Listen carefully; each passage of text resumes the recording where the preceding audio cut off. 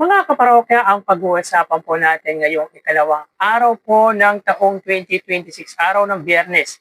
At unang araw din, of course, ng Biyernes ngayong 2026 ay yung patungkol na po sa malakwelang bardagulan ng isang Facebook page at ng butihing Mayor Vico Soto na tila mga kaparokya ay ipinagyayabang po ng nasabing page na ito sa mga supporter ng butihing mayor na sila ay niresponse or nireplyan niya po ng nasabing alkalde. Pero bago yan at kung bago lang po kayo sa aking channel, ay makikiusap po ko sa inyo na pakisubscribe ang aking YouTube channel.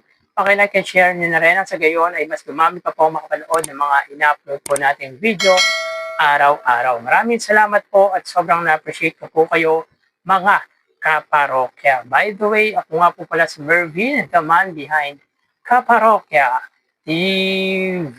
So mga kaparokya, umpisa natin ang ating talakayan sa nakita po natin post coming from Metro Manila News and updates na meron pong 69,000 followers. So malaki din po ang follower ng nasabing page na ito na kung saan may kita dito na meron daw pong isang talunang kandidato mula sa Pasig na pinaghihinalaang gumamit ng pamaskong vote buying. Siguro yung pamaskong handog mga kaparokya yung sinasabi nito.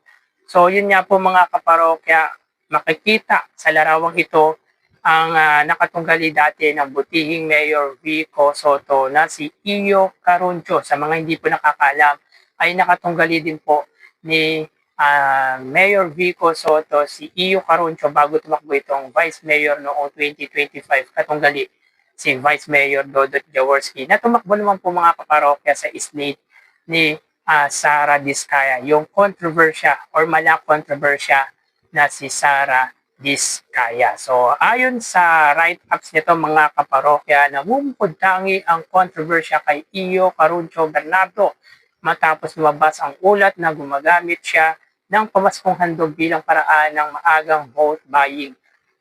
Siguro mga kaparokya, hindi po natin pwede pang sabihin na vote buying ito sapagkat hindi naman po halalan. At para sa akin, okay lang po siguro yan sapagkat biyaya naman po yan eh. Kumbaga, alam naman po ng mga Pasigenyo kung sino po ang tunay na nagseserbisyo sa kanilang lungsod. Ayon sa mga residente, ang kanyang mga alipores ay namumudmod ng pera sa ilalim ng ngiti at regalo.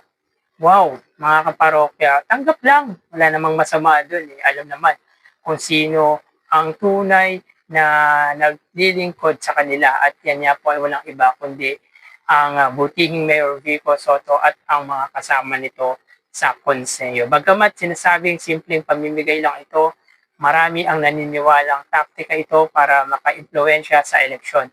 Marami na ring netizen ang nagpahayag ng pagkabahala at nanawagan sa mga otoridad na tutukan ang insidente. So kayo mga kaparokya, anong masasabi nyo patungkol dito? Kasi mga parokya, para sa akin ay okay lang naman yan.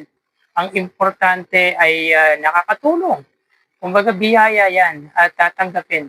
Tanggapin nyo lang ng tanggapin sapagkat alam nyo naman na kung sino talaga, tulad ng sinasabi natin, alam naman po ng mga Pasigenyo kung sino po talaga ang tunay na nagmamahal at may tunay na malasakit sa kanila. Yung hindi kailangan ng paepal at talagang mga trapong politiko. At yan nga po ay walang iba kundi ang leadership ng butihing Mayor Vico Soto at mga kasama nga po nito sa konseho. Tanggap lang. Wala namang masama dyan. Importante, nakatulong ang dating nakatunggali ng butihing Mayor at ni Vice Dodot. At kung sa tingin ninyo ay vote buying ito, i-disregard nyo na lang sapagkat alam naman po natin sa hirap ng buhay ay malaking tulong pa rin po ang binigay ng dating Vice Mayor na si Iyo Caruncho. Samantala mga kaparokya, yun nga po ang sinasabi po natin na kipagkwelang bardagulan ang butihing Mayor Vico Soto. And take note mga kaparokya, tila buong pagmamalaki na pinagyabang ng nasabing page na ito sa mga supporter ng butihing Mayor na nireplyan sila ng nasabing alkalde. So ayon dito sa Facebook page na PUP Memes, oh well, tsaka nyo na kami yabangan kapag nireplyan at binati kayo ni Mayor Vico Soto. Ingat sa paputok, Mayor. So yun nga po mga parokya, may kita po dito na nireplyan niya po ng butihing Mayor Vico Soto ang comment ng PUP Memes. Sabi dito ng PUP Memes, naka-DIY ka na naman, Mayor Vico, kita butas ng ilong mo. Anyway, salamat at naging mayor ka ng Pasig. Woohoo! Happy New Year, Beshi. At siyang nireplyan or nag-response nga po ang buting Mayor Vico Soto sa nasabing Facebook page. At ayon dito, PUP Memes, Happy New Year sa inyo. Sige, next time lagyan ko ng bulak para di makita. So, kwela din talaga ang butihing Mayor Vico Soto. Simpleng patawa lang yun mga kaparokya, pero talagang patok, lalo na sa social media.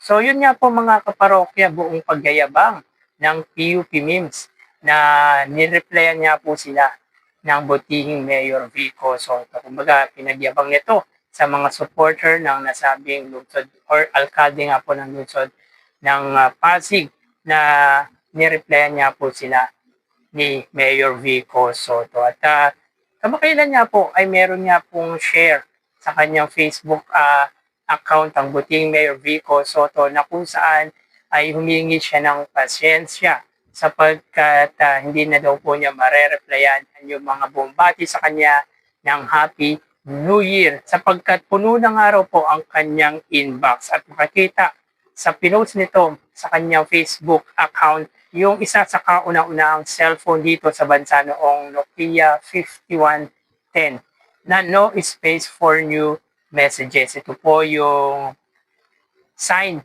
na hindi na nga po makakatanggap ng incoming message ang may-ari ng cellphone dahil puno na nga po. Noon kasi mga kaparokya ay limited lamang po ang natatanggap or yung pwedeng matanggap na message. Unlike ngayon na limited na ang pagtanggap ng mensahe. Dahil nga po, of course, sa social media, meron na din pong messenger at kung ano-ano pa pong pwedeng way para magpadala ng mensahe sa isang individual. So, kwela, ang butihing Mayor Vico Soto. Sabi dito ni Mayor Vico Soto, have a blessed New Year, everyone. Baka di na po ako makapag-reply sa lahat ng bumate, pasensya na. At meron niya po ditong cellphone na 5110 na brand na Nokia na kung saan may kita ay no space for new messages. So, kwelang-kwela mga kaparokya. At viral din po ito mga kaparokya sa social media yung gantong way ng kakwelahan ng butihing mayor. Patok na patok kahit sa simpleng pamamaraan lang ang pagpapatawang ginawa ng butihing mayor. At isa nga po sa pinagyabang nga po ng PUP Memes ay yung replyan niya po sila ng butihing mayor. Well, sa sobrang busy ni Mayor Vico Soto ay swerte mo na nga po talaga na mag-reply or mag-respond sa iyo ang alkalde ng lungsod ng Pasig dahil sobrang relevant po talaga ng butihing mayor at sobrang hectic ang schedule ni Mayor Vico Soto. So yan po ang update po natin ngayong araw mga kaparokya. So nandito na lang po tayo, magsiingat po tayo palagi. Thank you and God bless.